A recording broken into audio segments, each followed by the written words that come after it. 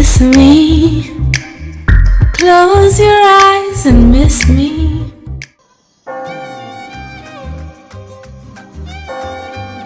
കപ്പിൾസിന് Dairy Milk, സിംഗിൾസിന് 5 star.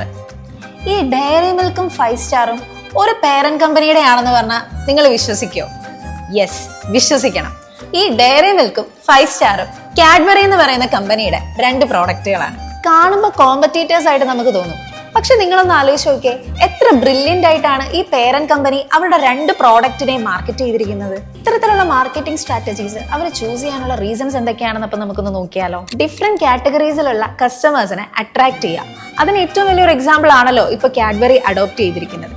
പറയുമ്പോൾ 2 chocolates ആണെന്നുണ്ടെങ്കിലും കപ്പിൾസിന് ഡയറി മിൽക്കും സിംഗിൾസിന് 5 സ്റ്റാറും.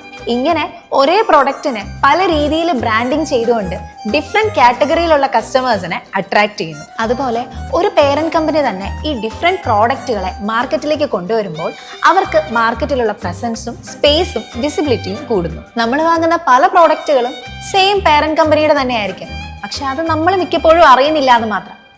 അതാണല്ലോ മാർക്കറ്റിംഗ് സ്ട്രാറ്റജി എന്ന് പറയുന്നത്. ഇങ്ങനെ ചെയ്യുന്നതിലൂടെ കോമ്പറ്റീറ്റേഴ്സിന്റെ സ്പേസ് കുറയ്ക്കാനും അവർക്ക് സാധിക്കുന്നുണ്ട്. അപ്പോൾ ഇങ്ങനെ ഒരു മാർക്കറ്റിംഗ് സ്ട്രാറ്റജി യൂസ് ചെയ്യുന്നതിന്റെ വേറൊരു അഡ്വാൻറ്റേജ് എന്താണെന്ന് വെച്ചിട്ടുണ്ടെങ്കിൽ റിസ്ക് കുറയ്ക്കാൻ വേണ്ടിയിട്ട് ഈ കമ്പനികൾക്ക് സാധിക്കും.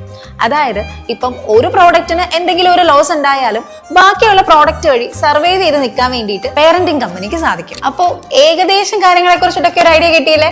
അപ്പോൾ എല്ലാവർക്കും ഹാപ്പി വാലന്റൈൻസ് ഡേ. എല്ലാവരും എൻജോയ് ചെയ്യാം. ഓക്കെ, എന്താ വാലന്റൈൻസ് ഡേ ഒക്കെ ആയിട്ട് പരിപാടി? നമ്മൾ സിംഗിൾസിന് എന്ത് വാലന്റൈൻസ് ഡേ